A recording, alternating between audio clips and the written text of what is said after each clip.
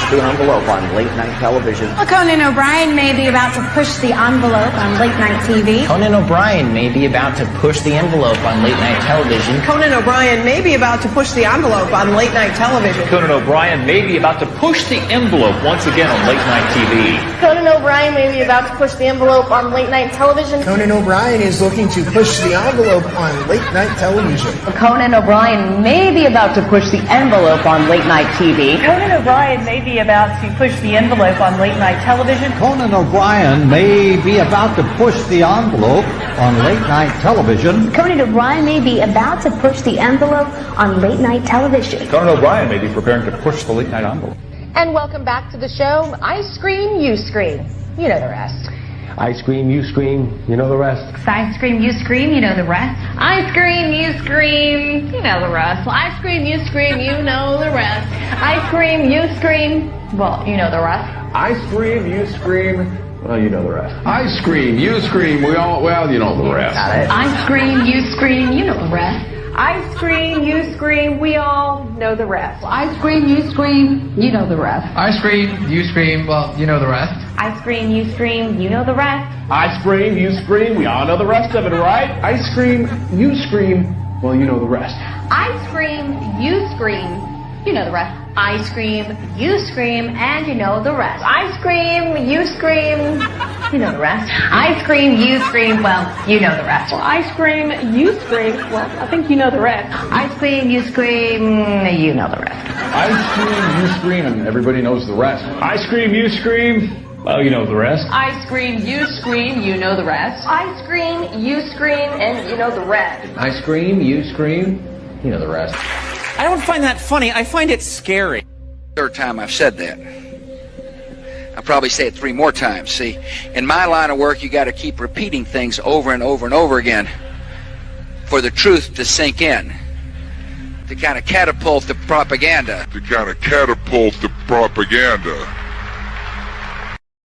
I thought that it was a matter of real concern that planted stories intended to serve a national purpose abroad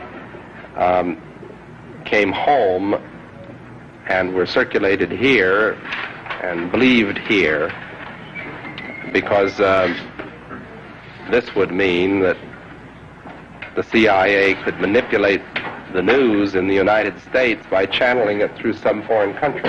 And we're looking at that very carefully.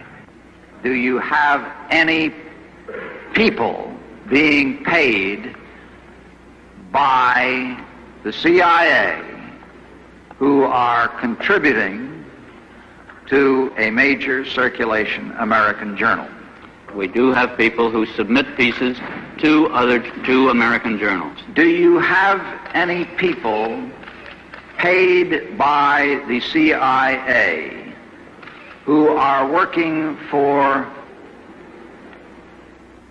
television networks? This, I think, gets into the kind of getting into the details, Mr. Chairman, that I'd like to get into in executive session. At CBS, we had been contacted by the CIA. As a matter of fact, by the time I became the head of the whole news and public affairs operation in 1954, ships had been established, and I was told about them and asked if I'd carry on with them. We have quite a lot of detailed information, and we will evaluate it, and we will include any evidence of wrongdoing or any evidence of impropriety in our final report and make recommendations. Do you have any people being paid by the CIA who are contributing to the national news services, AP and UPI? Well, again, I think we're getting into the kind of detail, Mr. Chairman, that I'd prefer to handle in executive session.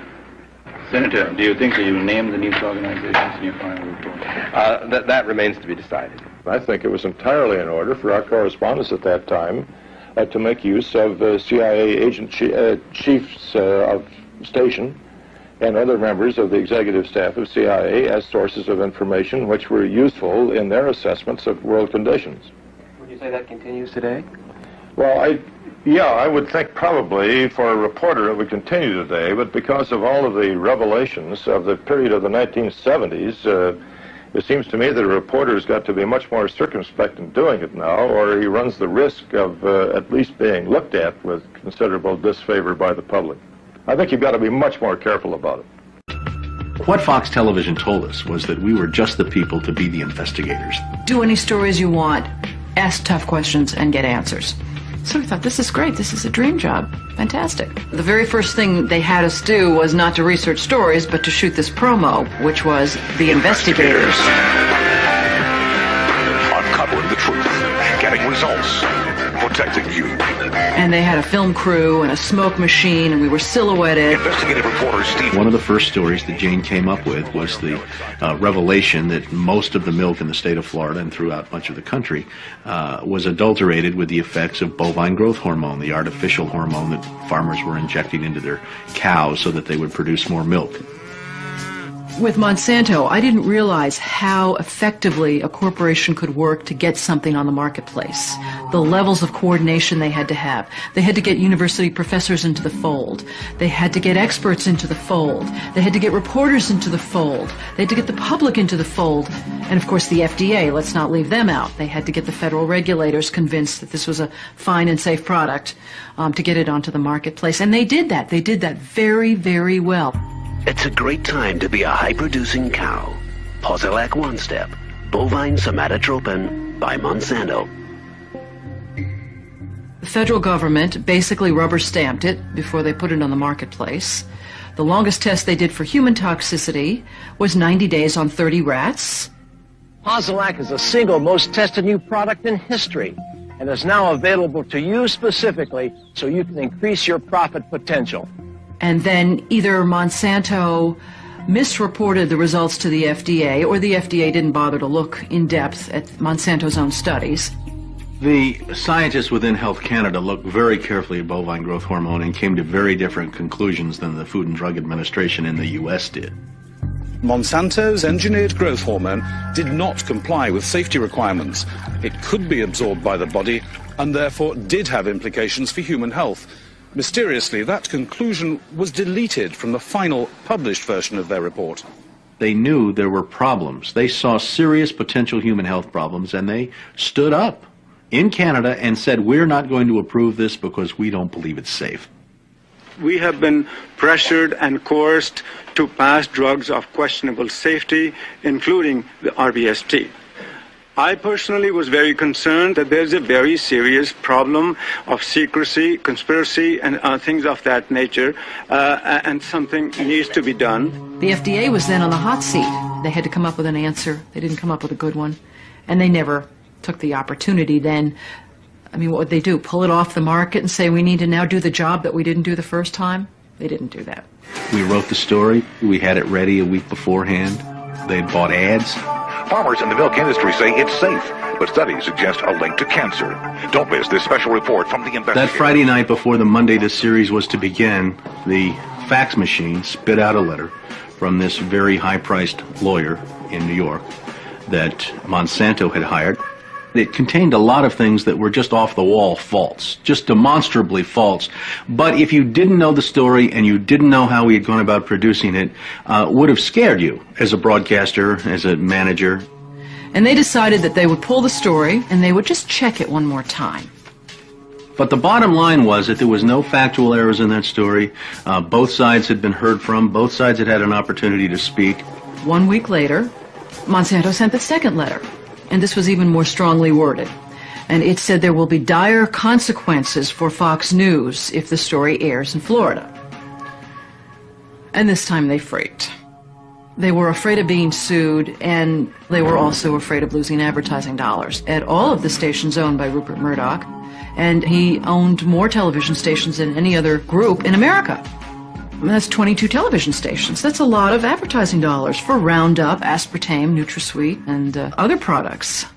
So we got into a battle, and the first deal was the new general manager. And his name's Dave.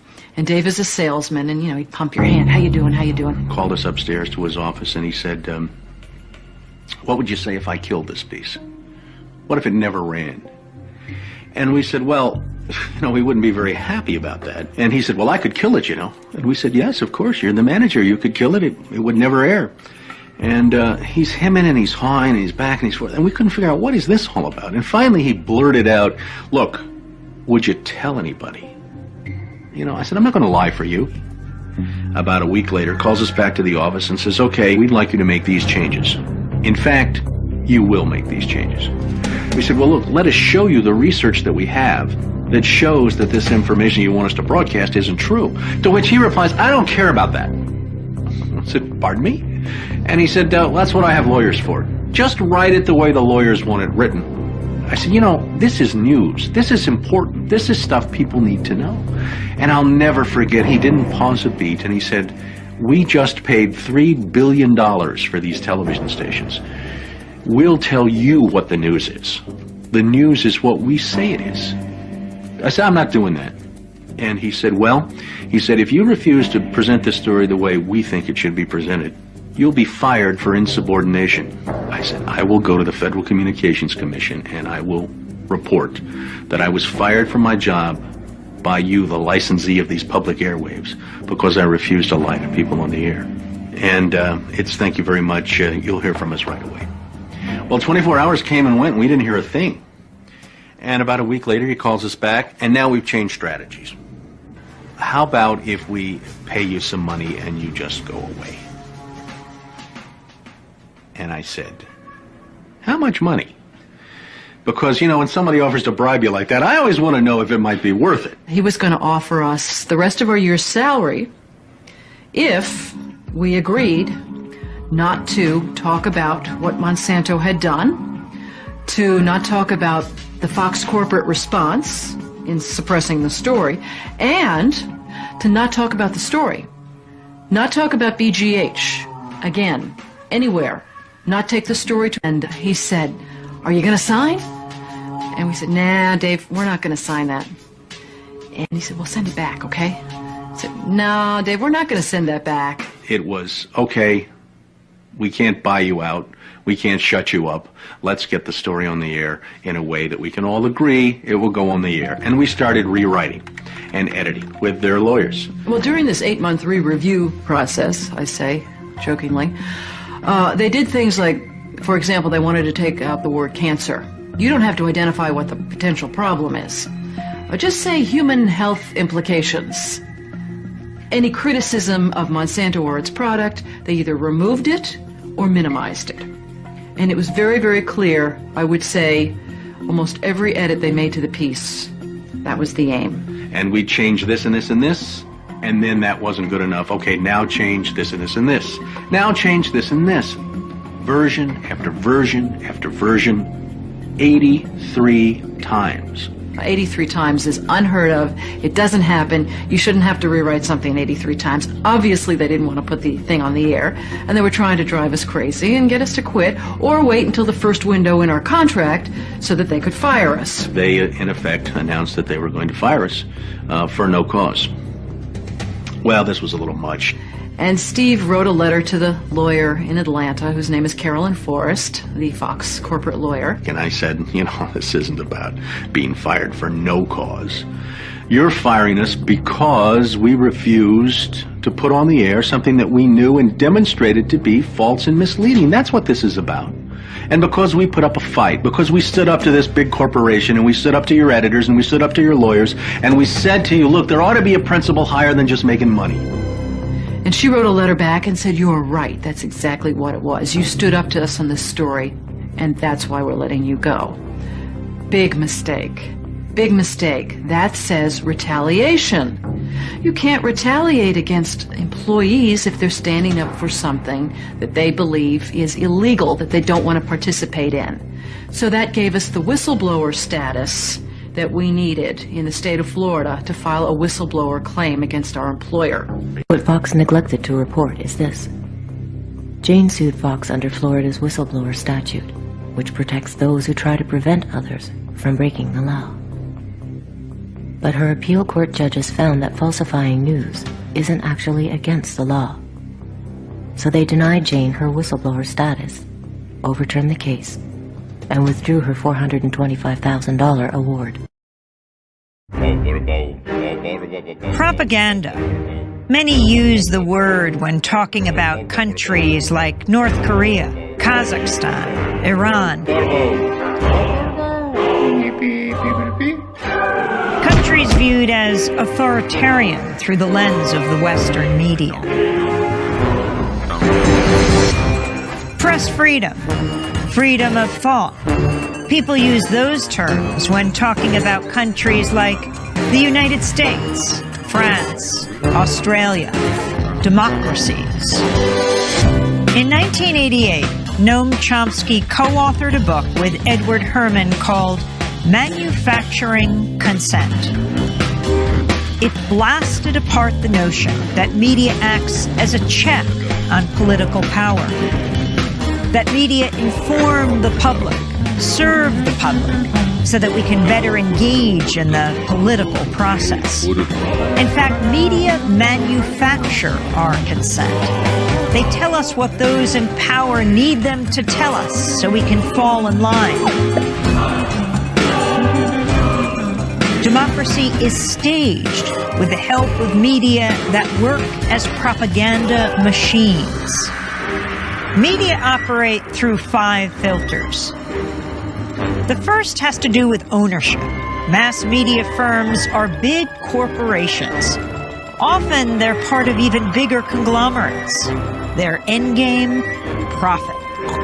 And so it's in their interests to push for whatever guarantees that profit. Critical journalism takes second place to the needs and interests of the corporation. The second filter exposes the real role of advertising. Media costs a lot more than consumers will ever pay. So who fills the gap? Advertisers. And what are the advertisers paying for? Audiences. And so it isn't so much that the media are selling you a product, their output. They're also selling advertisers a product, you. How does the establishment manage the media? That's the third filter. Journalism cannot be a check on power because the very system encourages complicity. Governments, corporations, big institutions know how to play the media game. They know how to influence the news narrative. They feed media scoops, official accounts, interviews with the experts. They make themselves crucial to the process of journalism. So those in power and those who report on them are in bed with each other. If you want to challenge power, you'll be pushed to the margins. Your name won't be down. You won't be getting in. You've lost your access. You've lost the story. When the media, journalists, whistleblowers, sources, stray away from the consensus, they get flat. That's the fourth filter. When the story is inconvenient for the powers that be, you'll see the flak machine in action, discrediting sources, trashing stories, and diverting the conversation. To manufacture consent, you need an enemy, a target. That common enemy is the fifth filter. Communism, terrorists, immigrants, a common enemy. A boogeyman to fear helps corral public opinion. 5 filters, one big media theory. Consent is being manufactured all around.